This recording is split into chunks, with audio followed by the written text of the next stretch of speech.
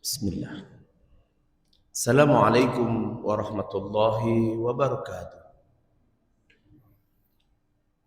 Alhamdulillahi wa kafa wa ala rasulillahi sallallahu alaihi wasallam mustafa.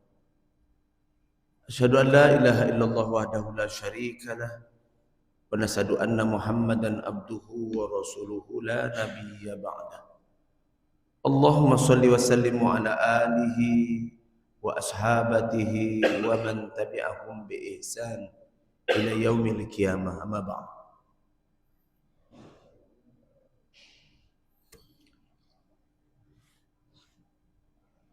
Diyufur Rahman, jamaah salat subuh yang dimuliakan Allah. Tidak henti-hentinya kita memanjatkan puji, melantunkan syukur kehadirat Allah Azza wa Jalla, Rabb penguasa penggenggam alam semesta, yang telah memilihkan kita menjadi muslim bukan karena mak dan ayah kita. Menjadi muslim adalah nikmat yang Allah berikan kepada setiap hamba, tidaklah merata. Ingat, kalau perkara rezeki dan dunia, Allah bagi dunia itu rata, sama, yang soleh, yang toleh, ahli ibadah, ahli maksiat, sama dalam perkara dunia. Akan tetapi dalam perkara ibadah, tauhid, amal soleh, Allah tidak bagi rata, tergantung Allah. Karena itu ada banyak muslim, bahkan lebih senior, bahkan lebih memiliki derajat akademik, tetapi Allah tidak bagikan kepada dia, kepada hamba ini, agar memahami syariat Allah. Karena dia tak memahami syariat Allah, maka dia menjadi muslim yang tak mengikuti ketentuan di antara ilmu dan sunnah-sunnah baginda Rasulullah. Nah, karena kita paham sekarang bahwa nikmat dunia apapun itu Allah kasih rata. Yang ikhtiarnya lebih, dia akan dapat banyak. Tetapi nikmat ilmu, ibadah dan amal soleh, nikmat memahami syariat Allah, tidak Allah kasih kepada semua orang. Allah pilih. Dan semoga kita adalah menjadi orang yang terpilih itu, memahami agama Allah dan menjalankan syariatnya di atas tuntunan ilmu dan di atas tuntunan sunnah. Baik, pada pertemuan bulan lalu kita bahas salah satu musibah terbesar melebihi bencana alam, bencana COVID-19, gelodo, tanah longsor, melebihi itu semua. Musibah yang terjadi pada akhir-akhir kehidupan kita ini dan pada fase kita ini. Di antara kaum muslimin, musibah yang paling besar itu adalah kaum muslimin, orang Islam tak paham syariat Islam. Muslim tak paham syariat Islam. Itu musibah paling terbesar, melebihi bencana alam. Kalau bencana alam, Bapak Ibu hadirin yang dimuliakan Allah, ujian itu, ridho kita menerimanya, itu bahagian dari takdir Allah, maka insya Allah syahid. Tapi kalau musibah ini fatal. Kenapa? Karena ini menyangkut status kita setelah kehidupan di dunia ini, dan yang paling menakutkan di hadapan Allah kelak. Muslim, orang Islam tak paham syariat Islam, sebuah kefatalan yang sangat akut. Masa sih Ustadz ada orang Islam tak paham syariat Islam? Nah, ini saya kasih satu analog. Kalau ada orang Muslim tidak hafal surah Ikhlas, Qul huwallahu ahad, Allahus samad, dan seterusnya. Nggak hafal. Kira-kira berdosa nggak? Berdosa nggak kalau ada orang Islam tak hafal surah Ikhlas? Adinda Imam, kira-kira berdosa nggak? Berdosa nggak, Bu? Kata Adinda Imam, nggak. Berdosa nggak? Orang Islam tak hafal surah Ikhlas? Maka ilmu menjawab, tidak. Tapi kan keterlaluan, kebangetan surah Ikhlas saja nggak hafal. Tapi perhatikan, coba lihat. Kalau ada seorang muslim tak hafal dia lam yalid walam yulad, tak mengapa. Tapi kalau ada orang Islam muslim tak hafal, tak paham dia lam yalid walam yulad, apa maksudnya? Kul huwallahu ahad, apa maksudnya? Tak paham dia Allah itu esa. Masa sih Allah itu esa? Lam yalid walam yulad, Allah itu tak punya anak atau diperanak. Tak paham dia, masa sih Allah tak punya anak? Tidak mengerti dia tentang makna ini, maka dia terancam musyrik. Lihat, hafal itu penting, tapi lebih penting paham. Nabi sendiri mengajarkan, coba doa yang kita hafalkan. Rabbi zidna atau zidni ilman warzuqni pahman. Lihat, siapa yang mengajarkan ini? Kekasih kita Nabi SAW. Rabbi zidni ilman, Nabi saja minta kepada Allah agar diberikan pemahaman terhadap syariat Allah. Rabbi zidni ilman warzuqni pahman. Ya Allah, tambahkan ilmu dalam perkara-perkara syariat, warzuqni, dan berikan pahman, pemahaman terhadap syariat. Kalau ada orang Islam beragama Islam tapi tak paham syariat Islam, dia menjadi musibah besar.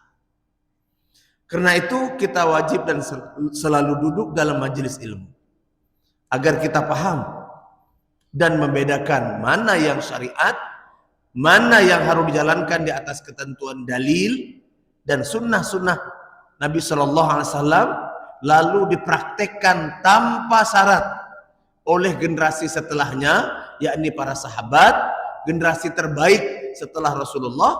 Maka inilah jalan salafus soleh, jalan orang-orang soleh yang beribadah sesuai dengan syariat, tidak ditambah, tidak dikurang.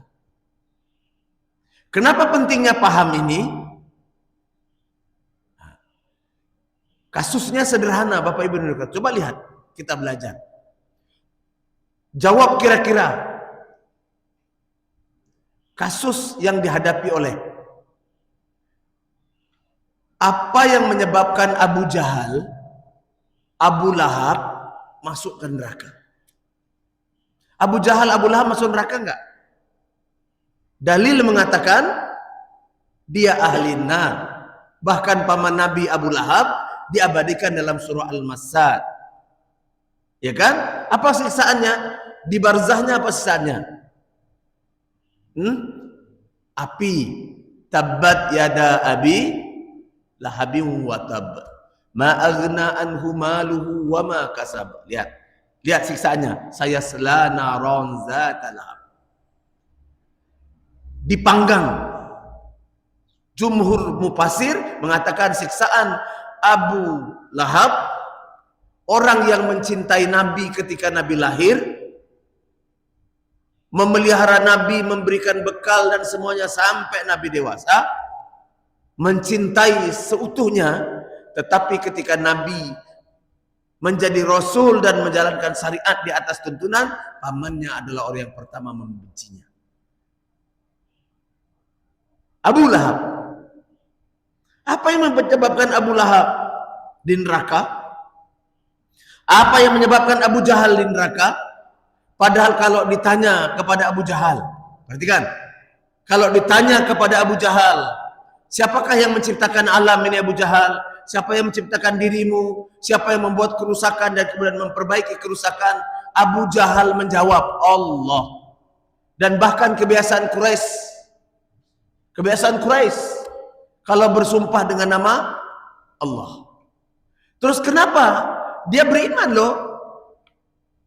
Secara lahiriah, ketika ditanya siapa yang menciptakan alam dan seterusnya, dia menjawab Allah.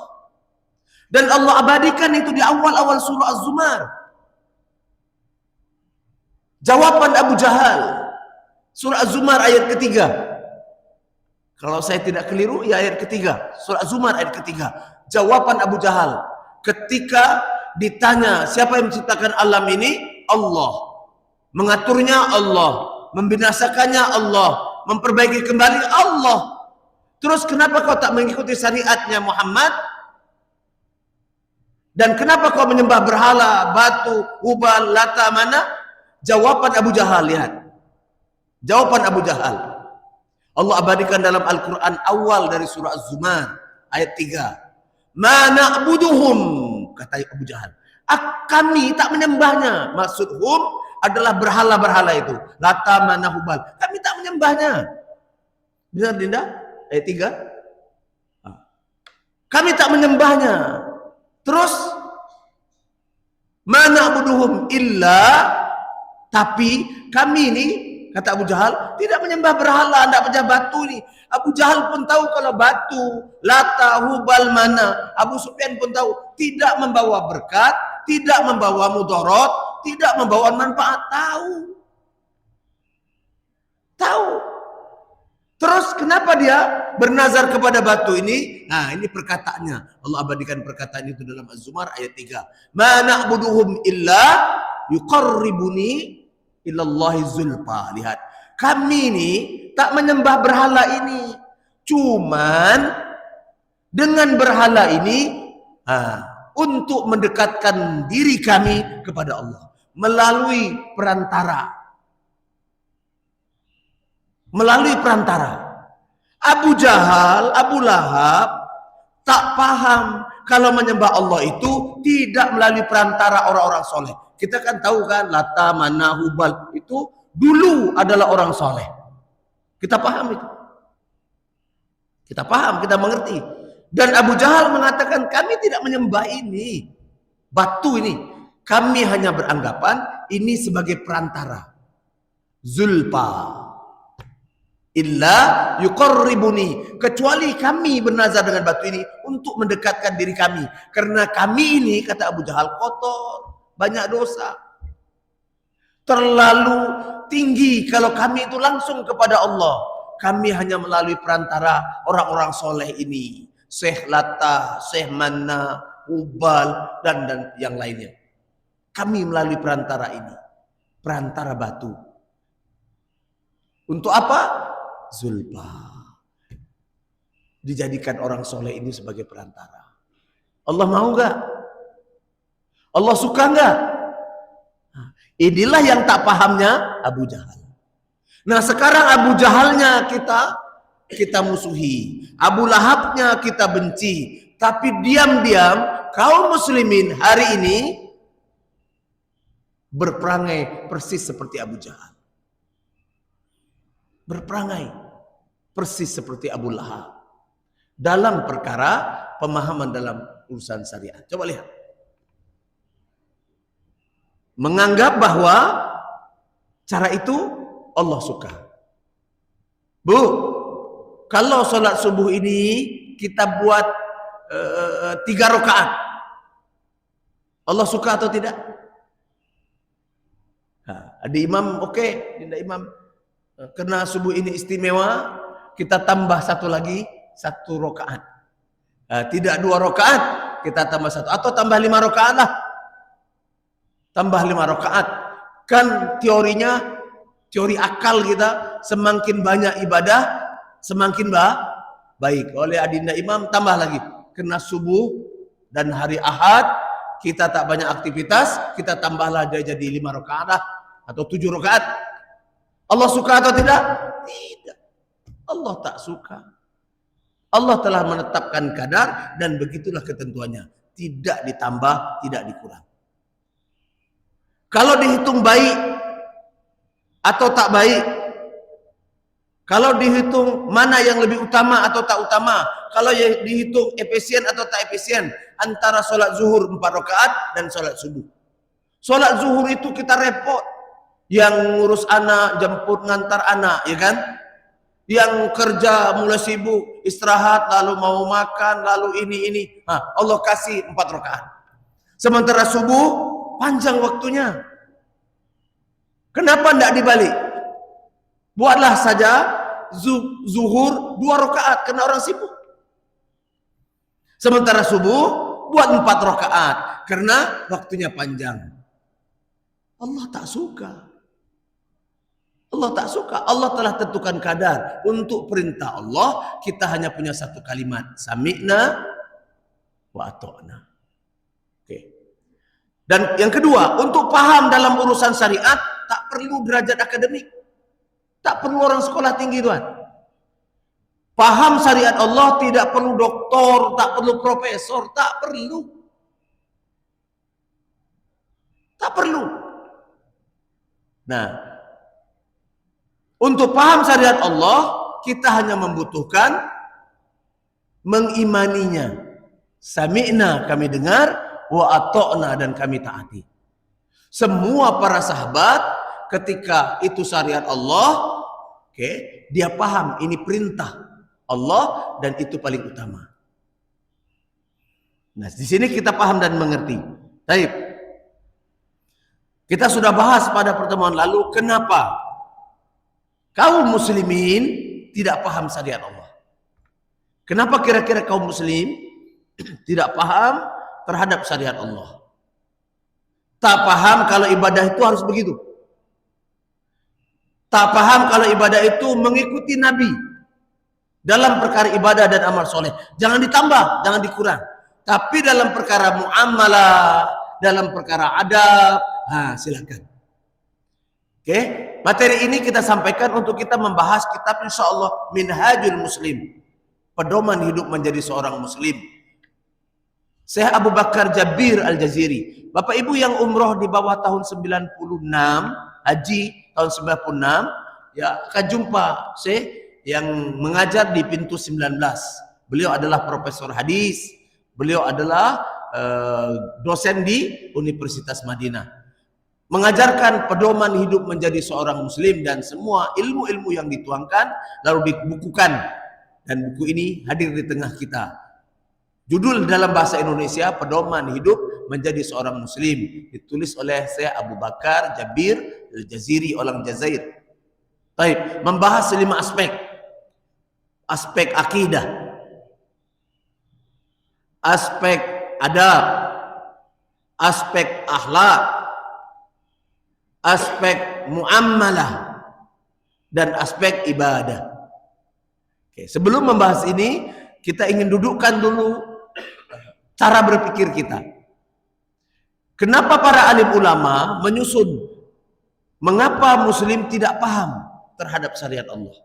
Apa kira-kira menyebabkan, yang menjadi penyebab muslim tidak paham syariat Allah? Cenderung ditambah-tambah. Ditambah-tambah. Di atas alasan karomah lah. Apalagi mukjizat lah dan seterusnya. Karena dia tidak paham. Mana contohnya? Contohnya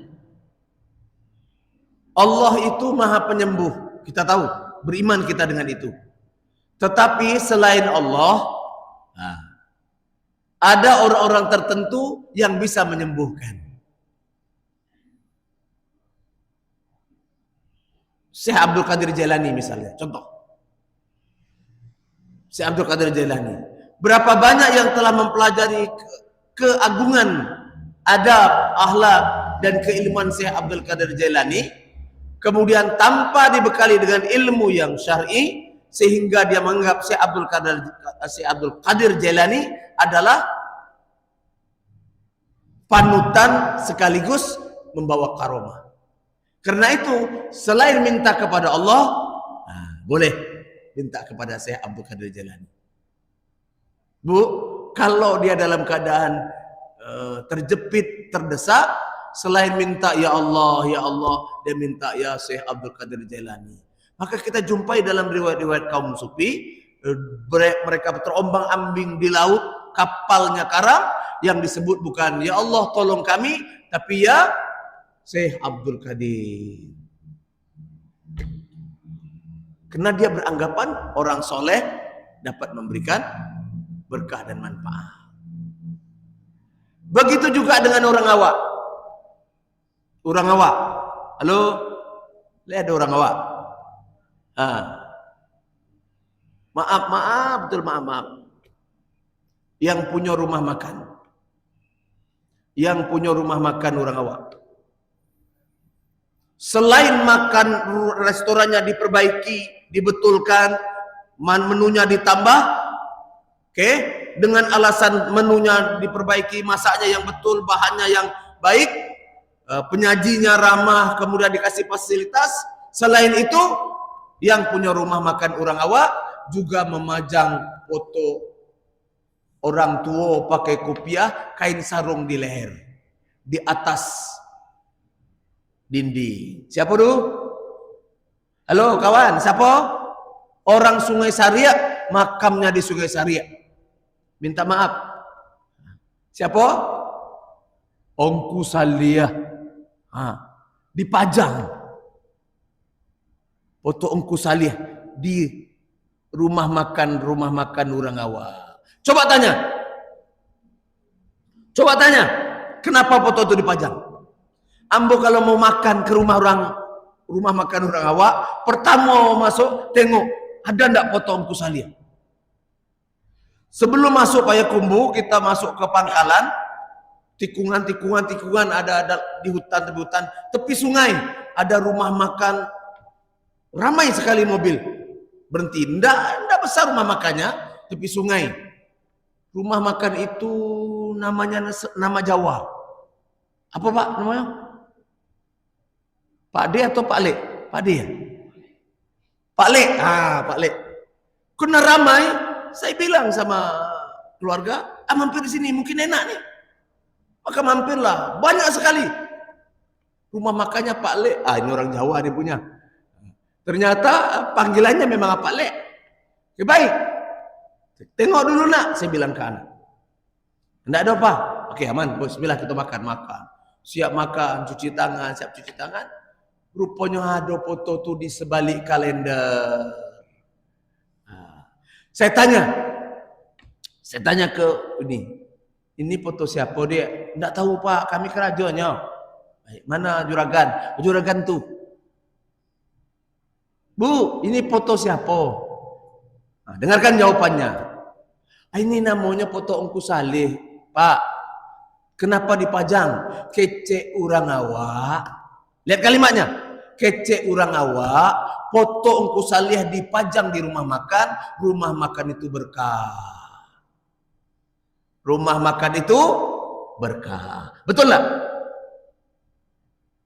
Sekarang kita tanya dalam tauhid agar kita paham siapakah yang mendatangkan berkah? Siapa pula yang mencabut berkah? Jawaban kita Allah. Ongku Salih tidak bisa mendatangkan berkah. Betul Ongku Salih adalah hamba Allah yang soleh. Setiap hari orang berziarah di makamnya selesai. Betul. Kalau sempat Ongku Salih hadir hidup makan di rumah makan Pak Le itu, ditanya, "Manga foto den pasang di sini?" Kece orang berkah, mungkin ditempeleng yang punya rumah makan itu. Kenapa? Karena Ongku Salih paham. Yang mendatangkan berkah Allah Azza wa Jalla. Lalu menggantungkan foto. Bukankah ini sama dengan Abu Jahal tadi? Tapi tak sadar. Ini musibah Tuhan, ini kemusyrikan. Kita memang tidak terang-terangan datang menyembah tepekong, enggak. Kita memang tidak terang-terangan datang menyembah seperti di Bali, enggak. Tapi diam-diam berlindung di balik orang soleh, lalu kita ingin dapatkan kesolehan. Inilah yang dimaksud, kita harus paham terhadap syariat, bahwa keberkahan bukan didatangkan oleh makhluk, itu haknya Allah. Belum kita bahas lagi bab berkah. Apa itu berkah? Apa definisi berkah? Ciri-ciri berkah itu apa? Nanti itu bab tersendiri. Tapi kita ingin tunjukkan bahwa sebagian besar kaum muslimin tidak paham terhadap syariatnya. Itu di Pak Lek. Coba cek pula mulai dari pojok Jalan Jalan Kiai Haji Ahmad Dahlan sampai ke bentuk Jalan Dahlia. Berapa buah restoran? Ada lebih kurang 70-an.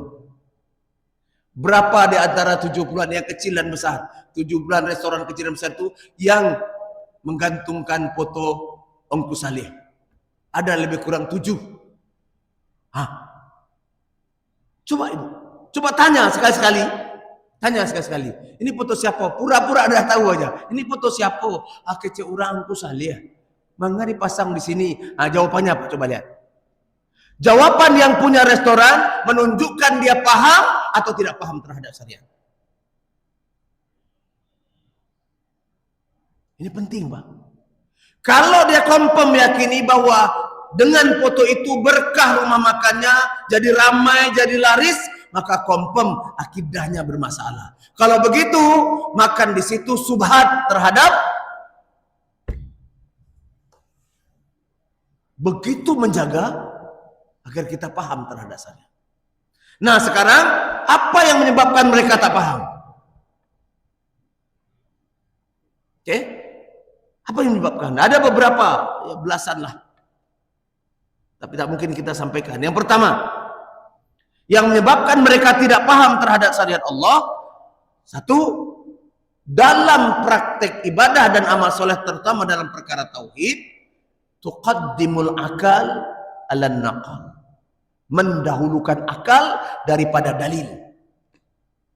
Dalam beragama, tuqaddimul akal, mendulukan akal ala naqal, daripada nas. Jadi kalau ada perintah Allah dan Rasul kita, ada sunnah, dan sunnah atau perintah itu bertentangan dengan akal, maka dia dulukan akal. Didulukan akal. Itulah yang menyebabkan dia tidak paham terhadap syariat Allah. Mana contohnya, Ustaz? Kalau boleh, maaf ya, kalau boleh menggunakan akal, maka orang yang pertama menggunakan akal, adalah Nabi Ibrahim alaihissalam. Kalau boleh Nabi Ibrahim menggunakan akal, maka Nabi Ibrahim menggunakan akal. Mana dia? Anak yang ditunggu-tunggu.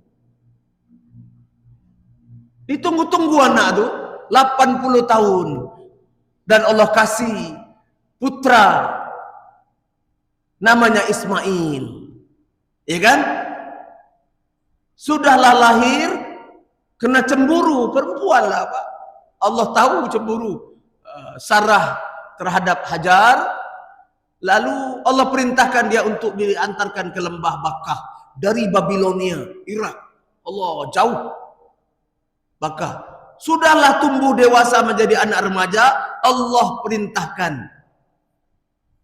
Apa perintahnya? Untuk disembelih. Anak laki-laki pertama untuk disembelih. Perintahnya melalui apa? Melalui mimpi.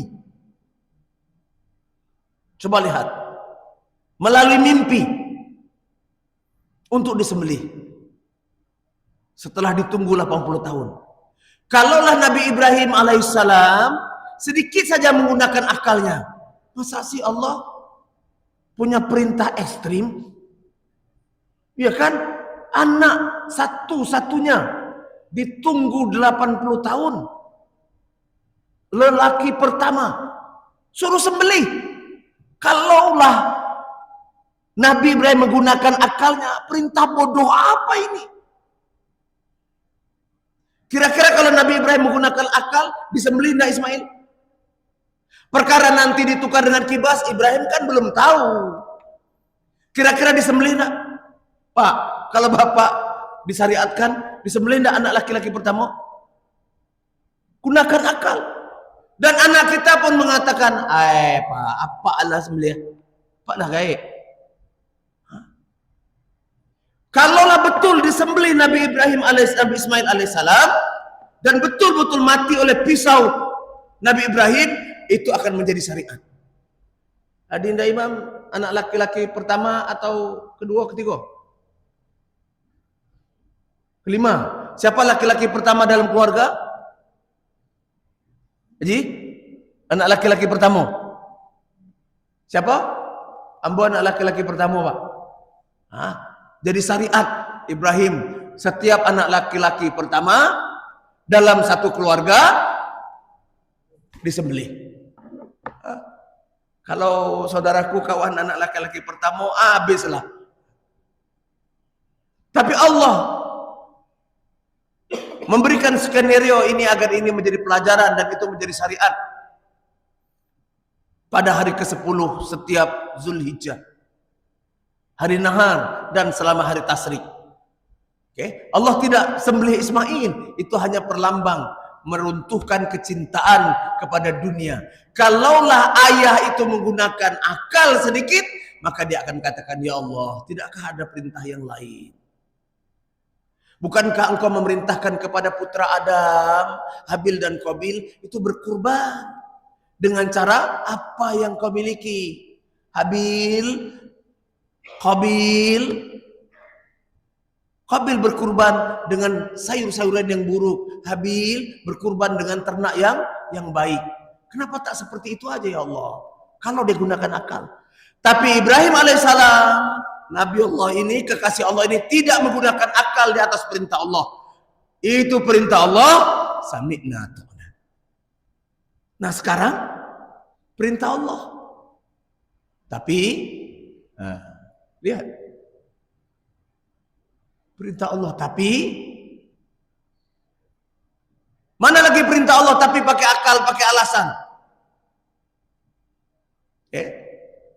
Bapak Ibu yang dimuliakan Allah, kita pergi umrah, pergi haji, modalnya mahal. Haji lama lagi menunggunya. Bayar 35 juta, sekarang 37, ada jual 40 juta. Pergi umrah. Sudahlah mahal, sampai di Ka'bah. Ngapain? Sampai di Ka'bah cuman muter-muter. Sampai di Safa Marwah lari. Muter sana Safa Marwah, antara Safa Marwah ada pilar hijau, lari-lari kecil.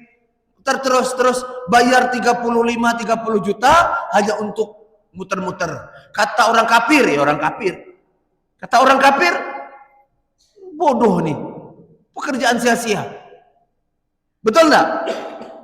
Betul enggak kalau masuk di akal? Iya. Tapi itu syariat, itu perintah Allah bahwa tawaf begitu, sa'i seperti itu, tahlul seperti itu, maka kita lakukan tanpa protes. Sami'na wa ata'na. Kalau urusan haji dan umrah, kita sami'na wa ata'na. Tapi ketika perempuan mendapat 50 juta, laki-laki mendapat 100 juta, perempuan protes. Udah, bang, mana den dapat 50 juta, abang saudara laki-laki dapat 100 juta, 2 kali lipat kami pada perempuan. Abang tak punya perasaan, saudara laki-laki tak punya hati. Mestinya kami yang dapat 100 juta. Kenapa? Karena kami perempuan, kami lemah. Kenapa pula abang mendapat 100 juta, udah 100 juta, kami 50 juta. Kami tak setuju, kami protes. Paham maksudnya? Dalam perkara waris. Protes enggak ibu-ibu? Protes enggak? Kenapa pada urusan Ka'bah kita tak protes, itu perintah Allah, tapi urusan waris kita protes? Itu syariat, itu nas, itu dalil, itu Quran, itu sunnah. kita protes, kita gunakan akal kita. Dalam urusan cuan piti, kita gunakan akal kita. Protes atas alasan ini, alasan itu. Abang ini kasihan pula si abang. Udah kasihan. Apa kata udah? Ya sudahlah. Kalau memang protes semua adik-beradik. Oke, baik. Kita bagi ratus lah. Itu baru abang yang adil. Lihat. Maaf ya, dalam urusan perkara ini kita dulukan akal daripada perintah Allah dan Rasul. Dalam perkara waris. Ya minta maaf lah, terutama orang awak. Orang awak. Allahu Akbar. Apalagi saudagar-saudagar, misalkan keluarganya menggali emas. Oke. Biasanya saudagar emas kah, sawit kah, sawah kah, ada tanah keluarga yang tidak boleh dibagi. Oke, selalu jatuh kepada anak perempuan dan biasanya kepada yang bungsu. Oke. Kita tak melarang, itu memang tradisi. Yang tak bisa hari ini kita luruskan di atas ketentuan syariat. Oke, kita akan terpaksa tunduk dengan aturan adat. Oke, baik, tapi itulah dia. Kita tak paham karena kita dulukan akal dan perasaan kita. Baik, mana perkara-perkara lain lagi, Ustaz? Yang kita dulukan akal. Dulukan akal daripada nas. Dalam perkara apa misalnya?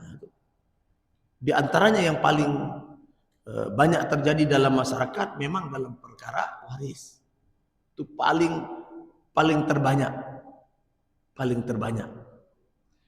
Oke. Mendahulukan akal dan meninggalkan nas. Itulah yang membuat kita tak paham. Sementara agama kita mengajarkan kepada kita untuk mendahulukan perintah Allah. Kalau itu perintah Allah, sami'na wa ta'na. Kita selamat. Tapi kan tak bisa kita ini. Dan kemudian lahirlah pemikir-pemikir abad ini. Mereka kalau di zaman para tabi'in disebut dengan Mu'tazilah.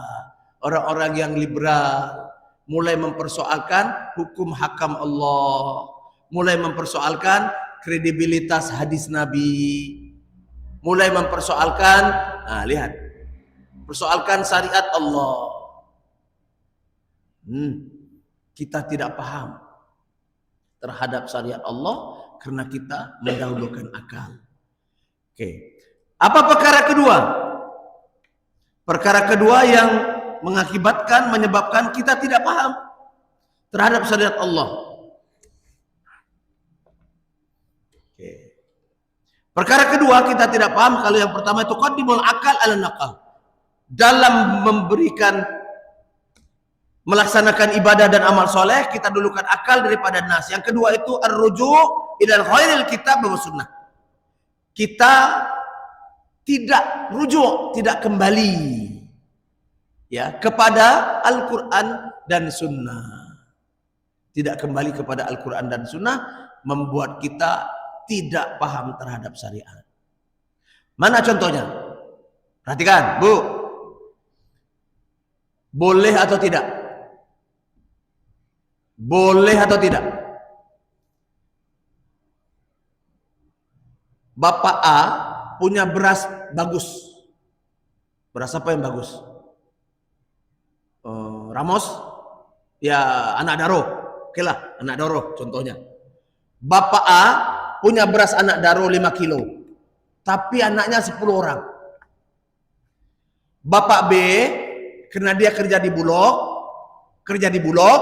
oke, beras Thailand kah, beras mana-mana, sudah 5 tahun di Bulog, oke, banyak beras. Bapak A, anaknya ramai, punya beras bagus, anak daro, contoh aja nih, anak daro, oke, jumpa kepada kawannya kerja di Bulog. Aku ada beras bagus, anak daro 5 kilo, boleh enggak tukar 10 kilo dengan beras Bulog? Contoh. Kata kawan ini, Kau mau? Mau. Aku perlu juga, kata kau nih, beras bagus. Ambillah ini beras bulog 10 kilo. Aku ambil beras kau, anak daro 5 kilo. Kedua-duanya saling ridho, saling ikhlas. Sah atau tidak jual beli seperti ini? Boleh atau tidak? Jawab. Sadar tidak? Boleh tak? Aku contohnya, ada beras anak aku 10. Ada beras anak daro 5 kilo. Adinda Imam, dia kerja di Bulog. Banyak beras, punya jatah 10 kilo, ada 20 kilo. Kata aku, Dinda Imam, anakku ramai, beras 5 kilo ini tidak sampai kemana? Boleh tidak tukar? Ini beras bagus. Dinda Imam, aku dah muak makan beras ini. Tukarlah. Aku ridho, kata aku. Dia pun ridho. Tukarlah. Dia 10 kilo, beras saya 5 kilo. Kami menukar sama-sama ridho. Jual beli seperti itu, ridho begitu, dapat pahala atau dosa? Jawab ini penting nih. Dosa, kata Pak Ayanda. Ini luar biasa nih. Ini Mufti Al-Fida. Dosa. Kata ibu, sama-sama ridho.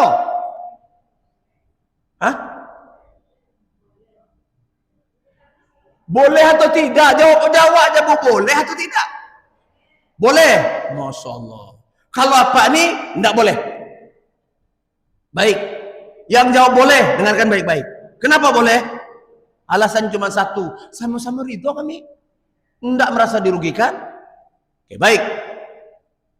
Jawaban ilmu, jawaban sunnah, jawaban nas Al-Quran, jawaban hadis, jual beli begini batal, haram.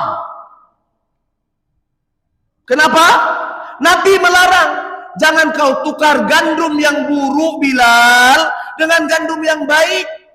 Tak sebanding. Gandum yang baik 5 sa', gandum yang buruk 10 sa'. Kau tukar di atas kesepakatan ridho sama ridho, maka jual beli begini, jual beli barter begini adalah batil.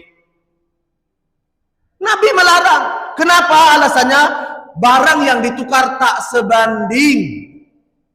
Bukankah itu pelajaran fikih? Itu nas. Tapi kita langgar. Kita tak kembalikan kepada nas, kita kembalikan kepada perasaan. Maaf. Kalau mau, saya kalau mau karena punya beras bagus, saya jual dulu. Jual. Belikan beras ini. Kalau ini 5 kilo katakanlah 90.000, karena anak daru 180 kan? 5 kilo 90 ribu, tukar 80.000 aja lah. Dengan 80.000 belikan beras bulog. Boleh jadi dapat 10 kilo pula. Nabi yang melarang Bilal.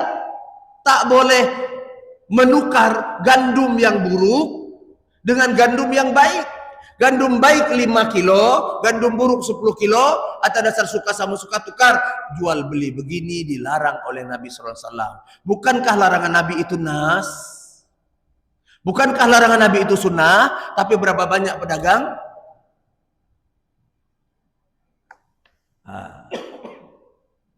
Kembalikan kepada sunnah. Kembalikan. Nah, coba.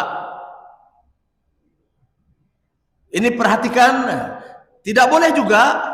Habis waktu ya? Habis? Habis atau belum Dina? Sudah? Habis ya. Kita lanjutkan nantilah. Allahu Akbar. Ini kita baru masuk perkara kedua. Kenapa kita tidak paham terhadap syariat Allah? Karena kita tak mengembalikan kepada dalil. Tapi di praktik masyarakat terjadi enggak? Bu, terjadi enggak?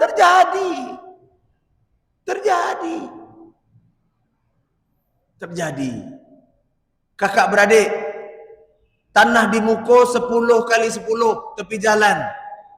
Tanah di belakang 25 kali 25.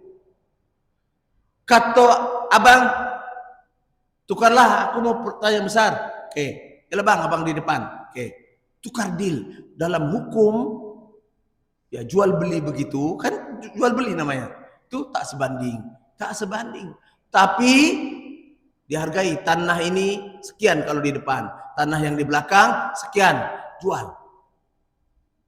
Belikan. Begitu. Tapi tak, kita malu alas. Suku sama suku. Maklum aja. Lihat. Maklum. Nah, kehati-hatian dalam bermuamalah, manusia akhir zaman ini tidak mempedulikan. Main babat buto, hantam kromo. Sebab itulah, maka dia tidak paham. Semakin jauh terhadap syariat Allah, lalu meninggalkan hukum hakam Allah, bukan tambah baik negeri ini, tambah hancur. Tambah hancur. Kenapa hancur? Karena kita tidak paham. Diatur oleh Allah, oleh Rasulullah, dan dipraktikkan oleh para sahabat. Nabi SAW melarang Bilal dalam perkara jual beli begini. Tidak boleh. Bahkan Nabi SAW melarang Bilal. Lihat. Bilal kerjanya ini supplier penduduk Madinah. Adinda Imam butuh gandum berapa? 10 kilo. Apa? 20 kilo. Nih 30 kilo. Sudah? Sudah. Kata Bilal, berapa Bilal?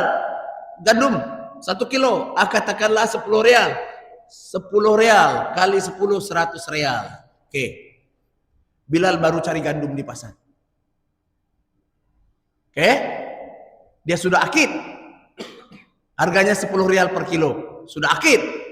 Dia cari ke pasar. Sudah tuh, ini gandum. Ustaz, ini gandum. 10. Mana duitnya? Balik ke pasar, Bilal jual. Dibayar di pasar, harganya 8 real. Oke. Praktek jual beli begini terlalu banyak. Oke. Nabi melarang. Apa yang dilarang Nabi? Bukan jual belinya. Nabi melarang Bilal, larangan Nabi. Jangan kau jual barang yang bukan milikmu. Gandumnya di pasar. Dia jual barang yang bukan miliknya. Menjual barang yang tidak menjadi milikmu adalah jual beli yang terlarang. Kalau mau, stok. Telepon. Pak, ada gandum? Ada. Oke, aku beli 1 ton. Hutang ya Pak? Stokkan di kedai Bapak. Harganya sekian? Oke, deal. 1 ton untuk aku. Baru dijual. Ini enggak barang milik orang lain, kita jual. Oke, ini sensitif dalam perkara ekonomi. Oke. Kita dulu kan akal tak merujuk kepada jual beli syariat. Terima kasih. Insya Allah kita akan lanjutkan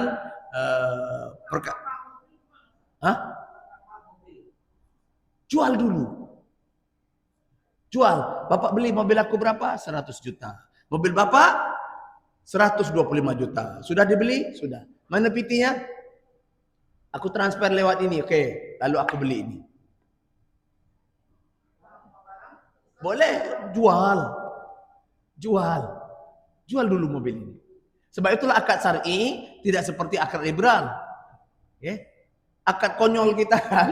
Oke, kau mobil apa? Tuh. Lah elok, lah deal. Aku nambah sekian. Tidak boleh begitu, ada akadnya. Oke, tapi ini perkara ikhtilaf ya, perkara ikhtilaf di kalangan para imam mazhab. Tapi kita ingin kembali kepada sunnah Nabi sallallahu alaihi wasallam. Ini sama dengan akad jual beli.